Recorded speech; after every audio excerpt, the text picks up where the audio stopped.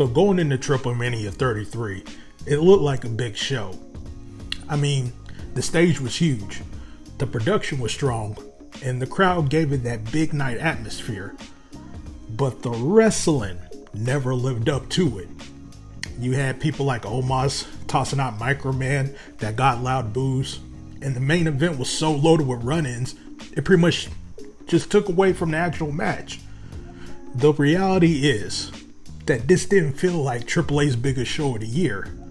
It pretty much just came off as mid to me, and I'll break down every match to explain why.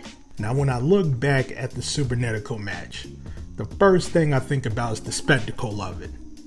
Now, they stacked it with names like the LLW, Principella, La Parka, Cibernetico, Omos, Otis, and even Microman. Now, on paper, it looked like a wild mix. And in the arena, it felt like a big moment with each entrance here. You had people like Laredo Kid hitting early dives, Joaquin Wild flying around everywhere with DDTs, and the crowd popped for almost everything in those opening minutes especially. Otis in particular, he got one of the loudest reactions of the night, and especially with doing the worm and hitting his clotheslines. But once that novelty wore off, you could tell this wasn't about building to a great match. The reality is, it was designed for moments, not quality. The middle stretch of this match made that clear. You had people like Toros and Beastboy Negro doing their power spots. You had Aerostar hitting his dives. And you had Mecha Wolf eliminating Wild with the mist and all. The crowd stayed engaged, especially with Otis, and then turned hard when Omos entered in and started throwing people out. Now, the reaction kept the match alive more than the work itself. With every elimination, there was a pop or a boo, but that was not part of a larger story. Now, it was fun to watch in the moment, but it never built momentum the way a great cibernetico match can be. The thread was always the crowd reaction, not the action as well. Now, the finish captured it perfectly here. Omos won by tossing out La Parka and the boos rained down. It gave you a big visual, but it didn't give you a big payoff. Microman going out there eliminating Otis, yeah, it did get a laugh, but it wasn't treated like an important point in the match. And in the end, it was spectacle over substance, which was the theme of this whole entire show. TripleMania looked huge, but matches like this, like most of the card here, didn't deliver on the level of the presentation as well. And at 3.25 stars, was this match fun? Yes, but ultimately it was just a reflection of the larger problem. Now, El Mesías defending the Latin American title against El Hijo, Dr. Wagner Jr. was pretty much built around the Wagner name. You had Wagner Jr. in the crowd, his son in the ring, and Mesías playing the heel with Dorian at his side. Now, that setup created heat before the bell even rang. The crowd was chanting "Let's go Wagner" early, and it gave the match some atmosphere it didn't earn through the work. The strikes and apron spots I thought looked fine, but they didn't carry the momentum here. You could already feel the match leaning on story instead of action. The reality is the drama outside the ring was stronger than what was happening inside of it. The middle stretch drove that home here.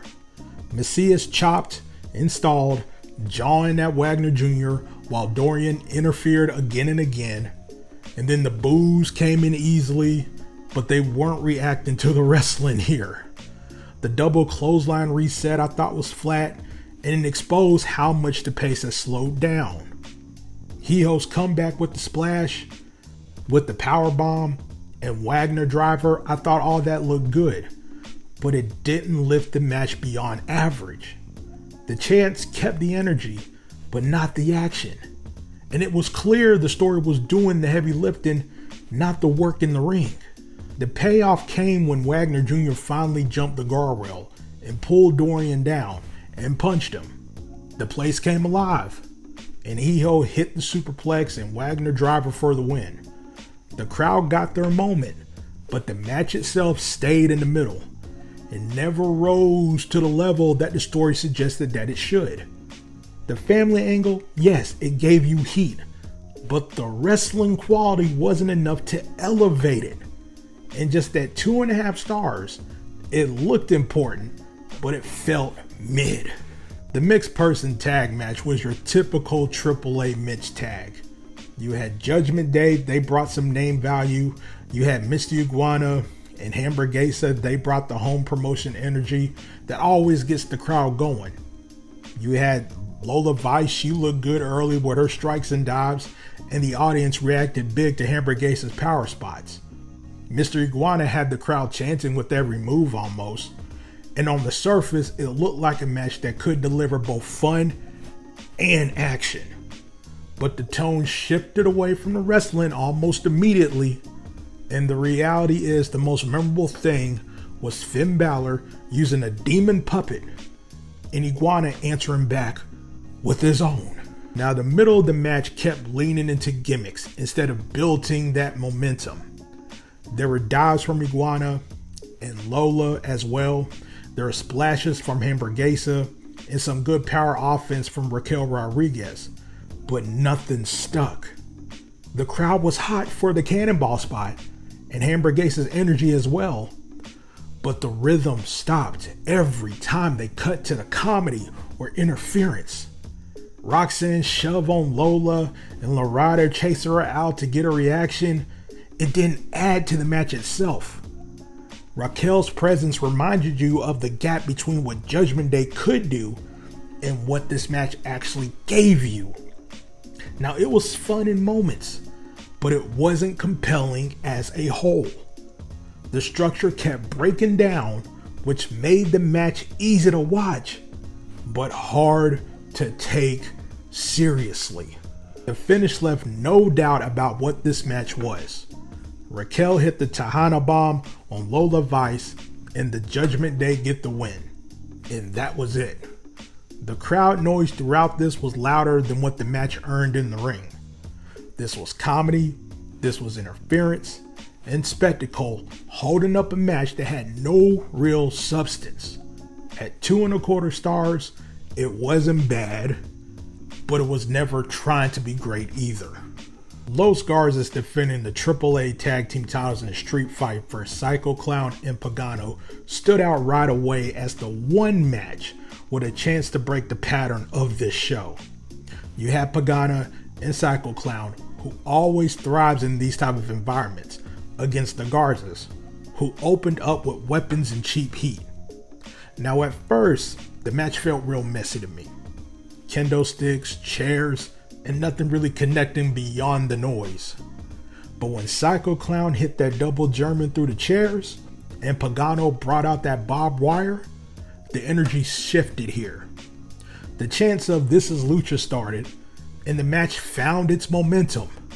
The reality is that while most of the card leaned on gimmicks without a payoff, this one actually delivered the escalation here. It felt like a fight that actually mattered. Now the middle stretch of this match built that sense of escalation. You have Pagano and Clown using a concerto with trash cans, then added those dives and those leg drops to raise the violence up. The Garzas though countered with a double press slam through a table. And that was the turning point. From there, the apron powerbomb through the table became one of the biggest spots of the show, and the crowd reacted with real energy. The difference here was the rhythm. Every big spot had weight instead of just being another stunt. Once it hit that gear, the chaos felt controlled, and the story became of who could survive it. It finally felt like a match with structure instead of just a spectacle. The finish gave the payoff the rest of the show lacked. Pagano wrapped Berto in barbed wire, and Psycho Clown hit a Spanish fly on them to win the titles. The crowd exploded, and it felt like a moment that justified the violence. Now the opening of this match dragged, but the escalation in the finish made it worth remembering. It showed what TripleMania could have been if more matches like this carried this kind of intensity. And at just 3.5 stars, the reality is that even the best match on this show wasn't enough to save this show. But it was the one match that felt truly earned. On a night of big looks and flat matches, this here was the exception. In the Reina de Reinas title 3-way, the story wasn't about Flammer, wasn't about Natalya, or even Faby Apache.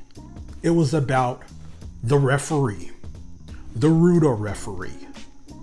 The challengers gave the match some credibility, and the early exchanges had good energy with strikes, submissions, and near falls. But once the Rudo referee started counting slow for Apache and fast for Flammer, the whole match shifted. The crowd reacted immediately, and the boos grew louder and louder with every bias count. From that point, the action became secondary. Every move by Apache or Natalya was undercut by the referee. The reality is this. This was built around heat from officiating, not the wrestling itself. The middle of this match kept circling back to the same point. Apache submissions and Natalya's sharpshooter looked strong, but none of it mattered with a referee refusing to give a fair count. The crowd's energy stayed high, but it was directed at the official more than the wrestlers in the ring. The double sharpshooter and the superplex from Apache did get some reactions, but they were just moments, not momentum. It was clear that the structure wasn't about the women in the ring.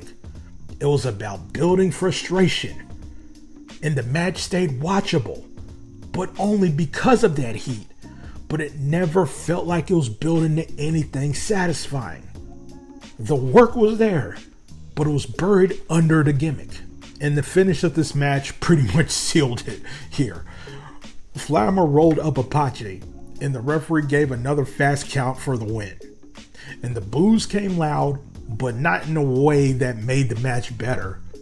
It pretty much felt cheap, because the talent in the match never got to close it out on their own. And at just 2.5 stars, this wasn't a bad match, but it was just a flat one. Now, when it came to the main event, the mega title 4-way, it had all of the spectacle that Triple H is known for. You had Vikingo, Dragon Lee, Dominik Mysterio, and Americano giving the match some star power. And the crowd was invested right away. You had Vikingo, who was getting booed every time he hit offense, and that became one of the loudest stories of this whole entire show. You had Dragon Lee, who looked sharp with the dives and the suplexes. And you had Dominik, he played his role as the heel, who always found an opening. And you had Americano, who had his big moments that pretty much connected with the crowd at times. And on paper, this looked like it could be something great. But instead of letting the work breathe, they went to interference, and it was a lot.